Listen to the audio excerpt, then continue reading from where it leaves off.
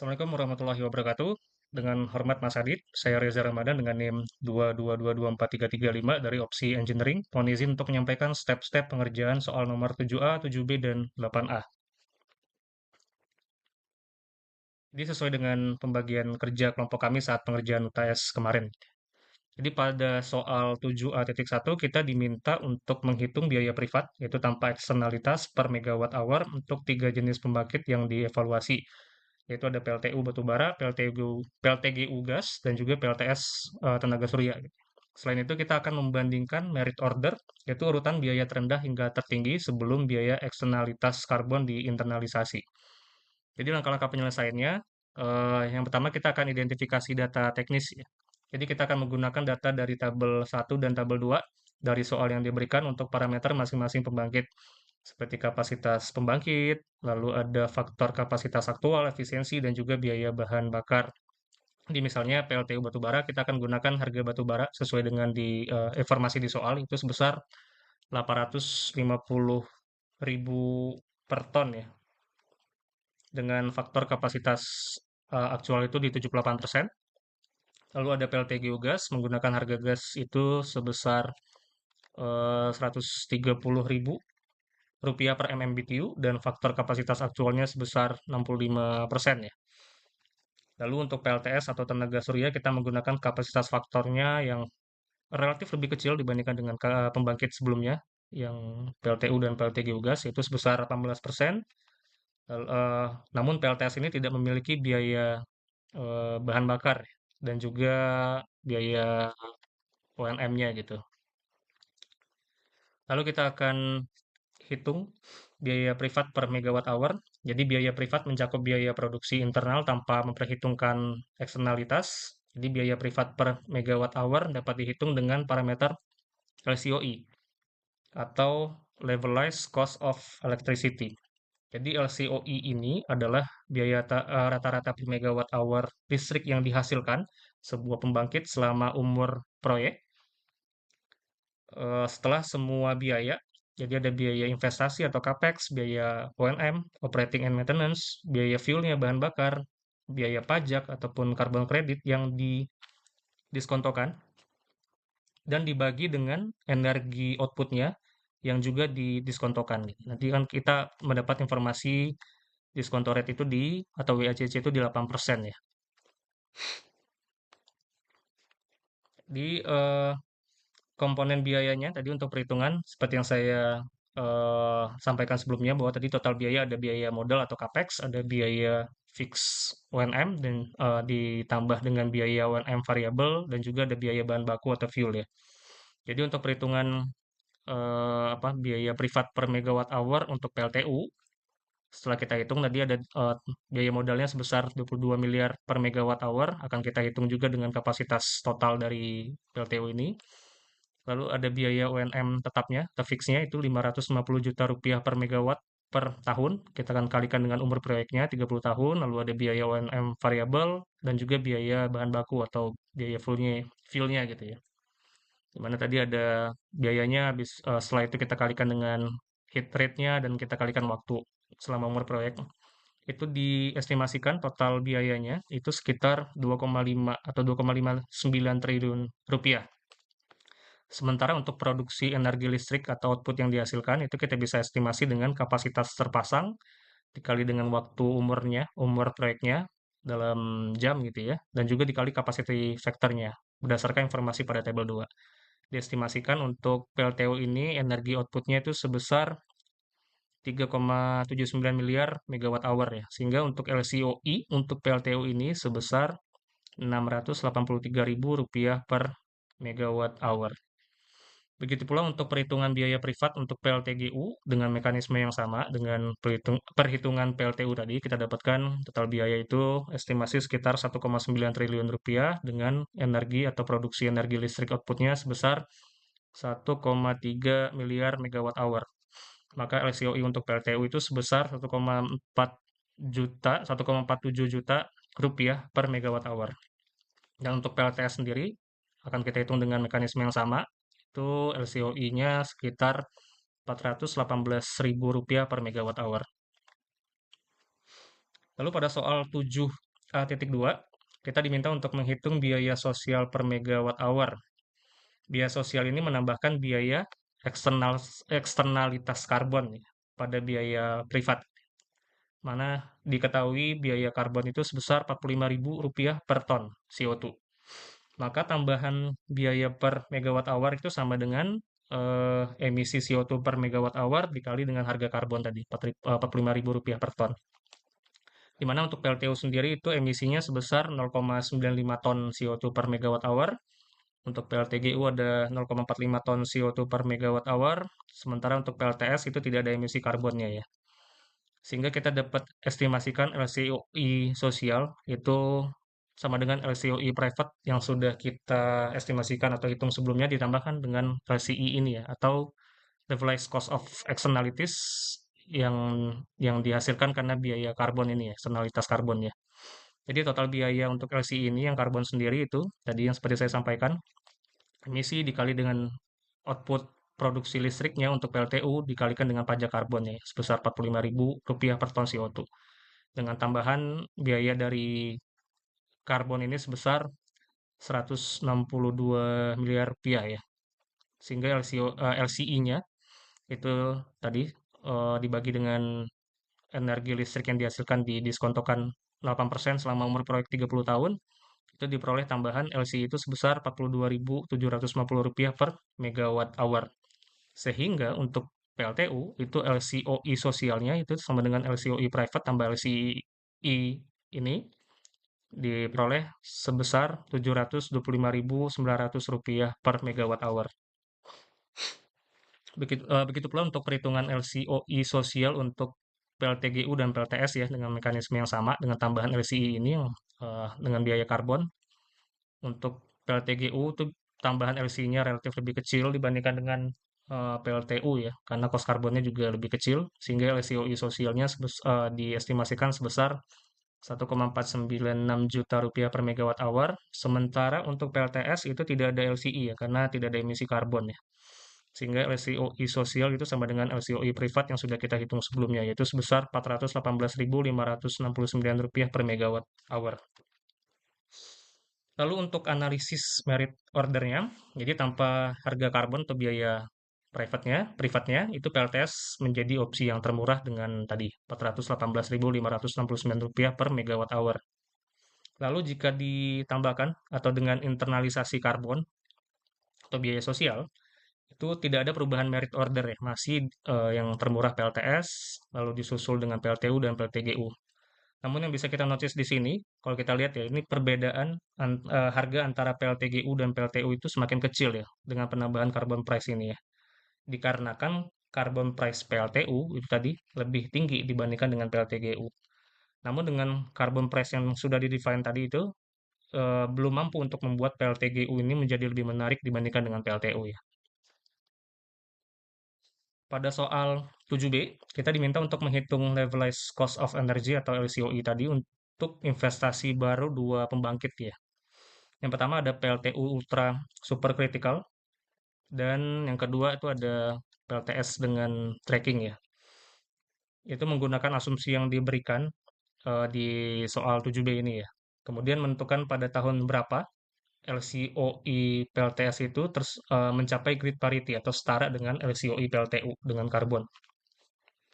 Jadi langkah-langkah dan perhitungan LCOI-nya, jadi asumsi dari parameternya tadi dari tabel 2 dan keterangan di soal ini tentunya ya, di keterangan soal 7B.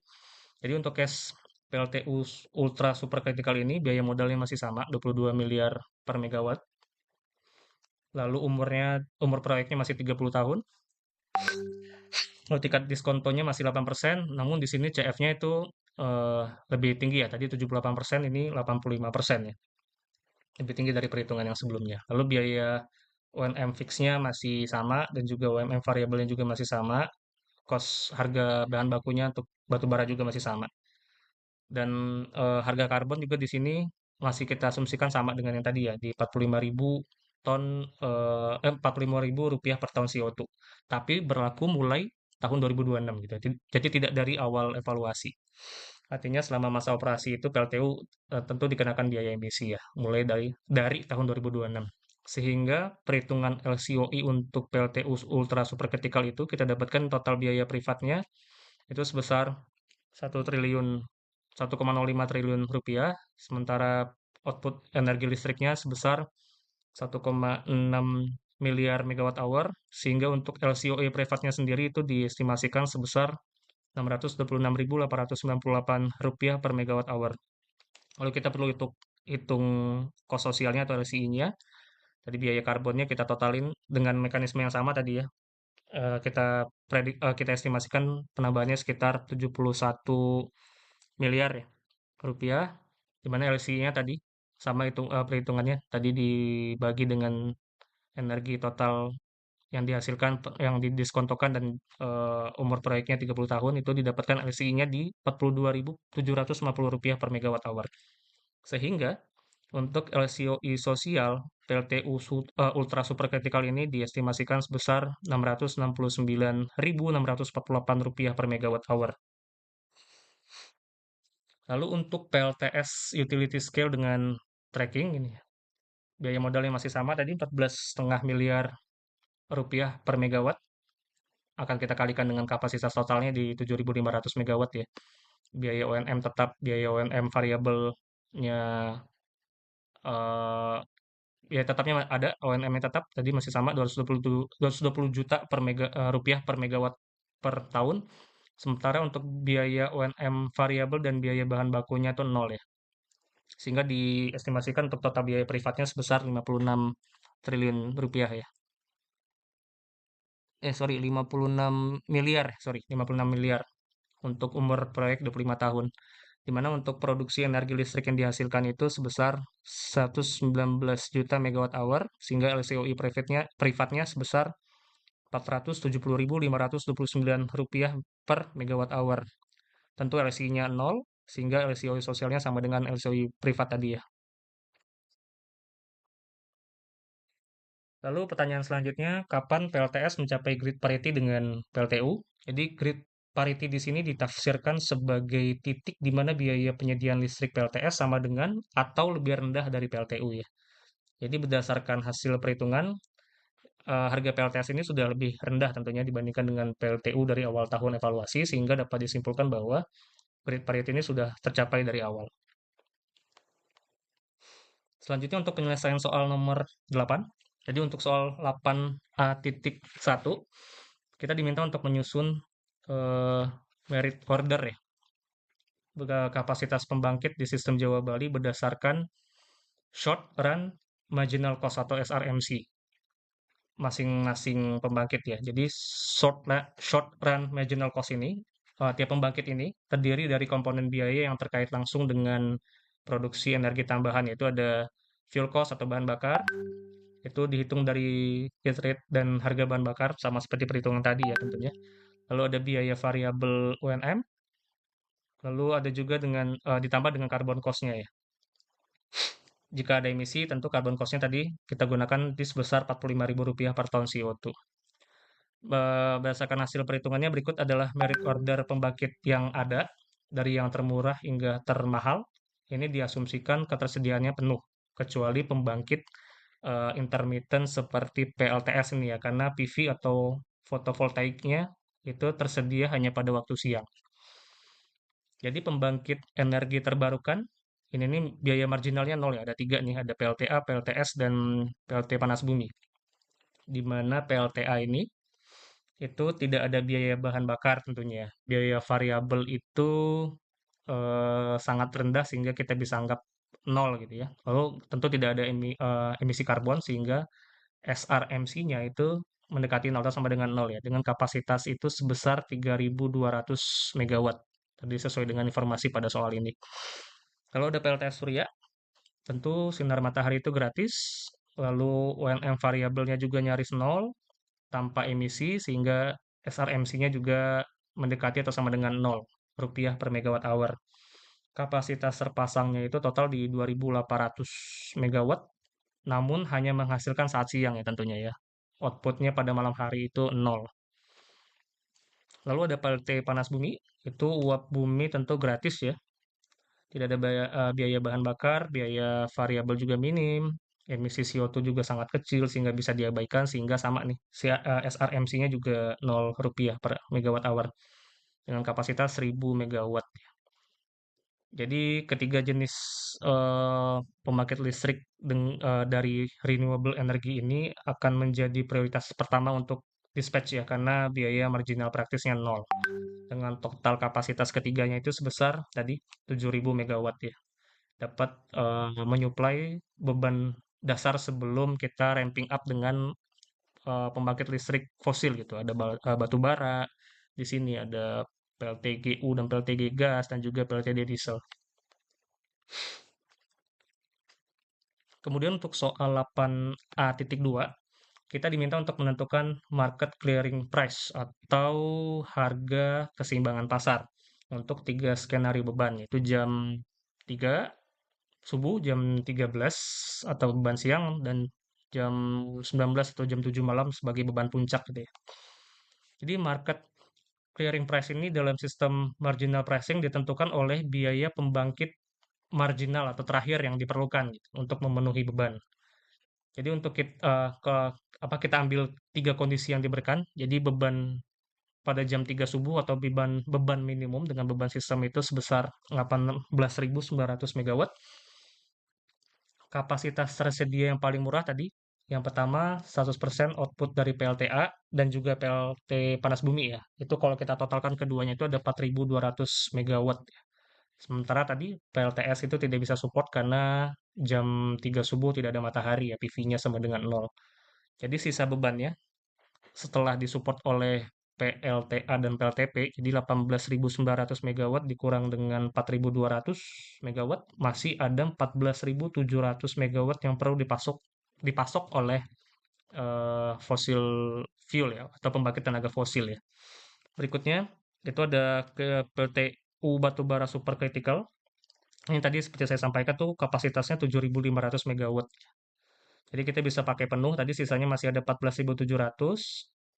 Tadi sisa bebannya 14.700 dikurang tadi 7.500, masih ada 7.200. Jadi sisa 7.200 megawatt itu harus dipenuhi oleh PLTU subcritical dengan SRMC Rp520 per kilowatt hour.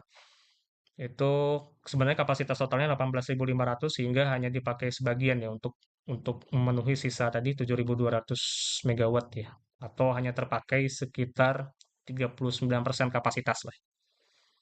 Jadi eh, untuk jam 3 subuh ini tidak diperlukan gas ataupun diesel karena beban sudah terpenuhi sebelum kapasitas PLTU batubara habis ya. Jadi dapat disimpulkan marginal plan-nya itu PLTU subkritis tadi, karena unit PLTU subkritis yang terakhir yang memenuhi beban pada jam 3 subuh ini dengan tadi SRMC-nya untuk PLTU subkritikal itu di 520 kilowatt per hour. Sehingga clearing price-nya pada jam 3 ini di 520 kilowatt per hour. Jadi semua unit yang online, termasuk tadi ada PLTA, PLTP, dan juga PLTU supercritical, dan juga tentu subcritical ini sendiri itu akan menerima harga pasar itu sekitar Rp520 per kilowatt hour untuk energi mereka. Lalu untuk case beban siang atau jam 13 itu beban sistemnya di 26.500 megawatt. Tentu di siang bisa disupport oleh PLTS ya, 100% gitu ya. Jadi PLTS itu bisa support tadi 2.800 megawatt, lalu ditambah juga dengan PLTA dan PLT panas bumi. Itu kalau kita totalkan ketiga ini tadi 7.000 megawatt, sehingga sisa beban ini 26.500 dikurang 7.000 itu masih ada 19.500 megawatt yang perlu disupport oleh PLTU fossil fuel ya, batu bara gitu, dan selanjutnya.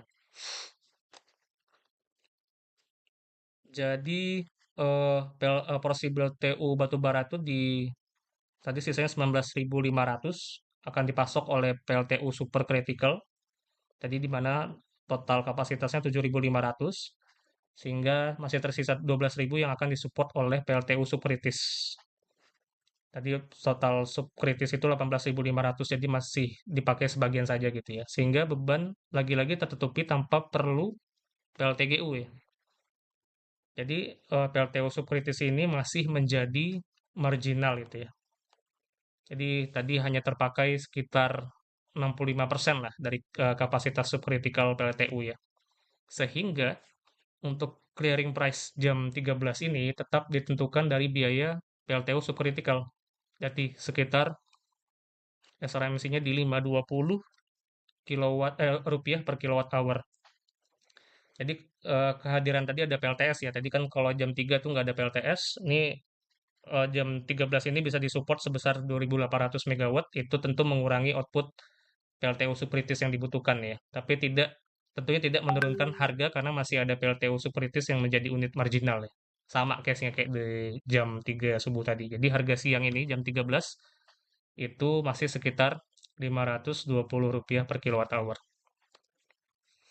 Sementara untuk beban puncak jam 19 itu dengan beban sistem itu sebesar 29.200. Tentu renewable non surya atau PLTA itu tidak bisa support, jadi renewable-nya hanya ada tadi hydro sama panas bumi atau geothermal itu menyumbang sekitar 4.200. Jadi sisa bebannya 29.200 dikurang dengan 4.200 masih ada sisa 25.000 megawatt ya.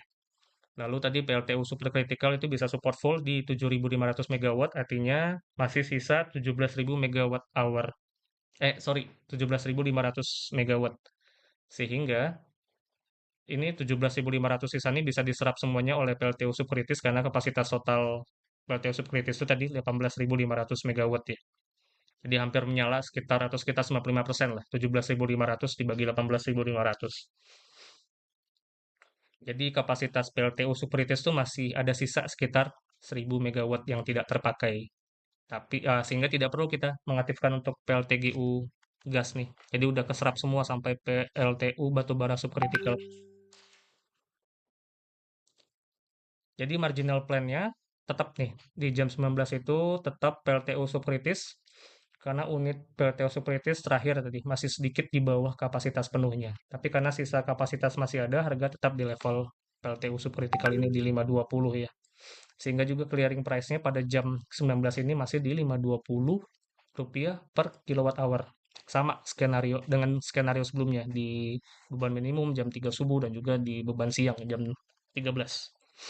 Jadi dari ketiga kondisi di atas ini, kondisi yang saya sampaikan tadi evaluasinya, kita melihat harga pasar tuh cenderung flat ya di 520 rupiah per kilowatt hour karena selalu ditetapkan PLTU Superitis itu sebagai marginal ya. Tidak ada pembangkit yang lebih mahal yaitu tadi di bawah ini yang lebih mahal ini ada gas gitu ya yang setting price-nya dalam skenario beban yang diberikan gitu. Hal ini dikarenakan total kapasitas batu bara itu masih cukup besar gitu ya dibandingkan dengan beban puncak. Tentu juga disupport dengan tadi ada renewable yang tiga ini ya. Sehingga PLT gas apalagi PLTD diesel itu tidak terdispatch gitu. Lalu untuk soal 8A.3 itu inframarginal rent di sini itu adalah keuntungan ekstra yang diperoleh generator listrik inframarginal. Itu yaitu jadi generator inframarginal itu yaitu unit dengan biaya lebih rendah dari harga pasar. Dalam hal ini tadi apa? Yang ini tentunya ya PLTU supercritical tuh 467 di mana biaya marginalnya tadi ditetapkan oleh PLTU supercritical di 520 ya.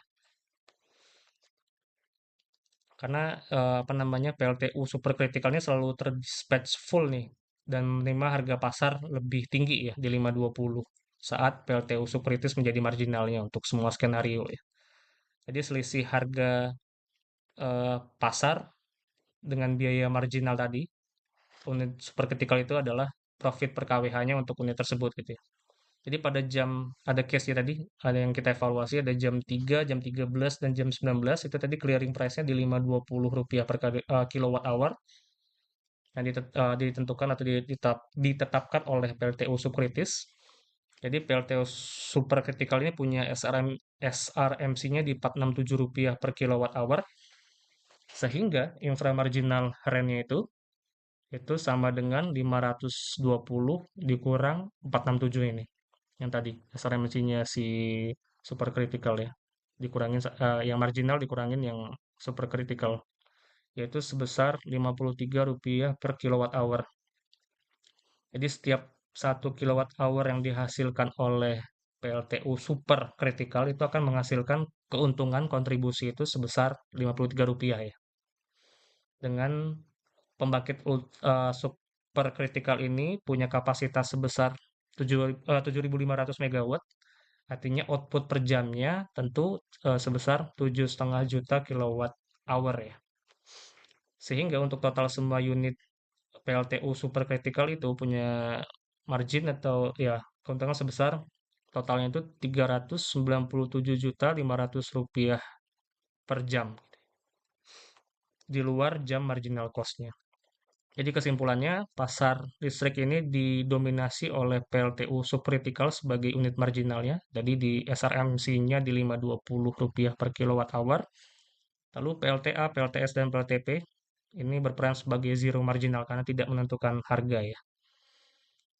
Sekian penjelasan dari saya untuk step-step pengerjaan soal nomor 7A, 7B, dan 8A. Mohon maaf apabila ada kekurangan. Sekian dan terima kasih.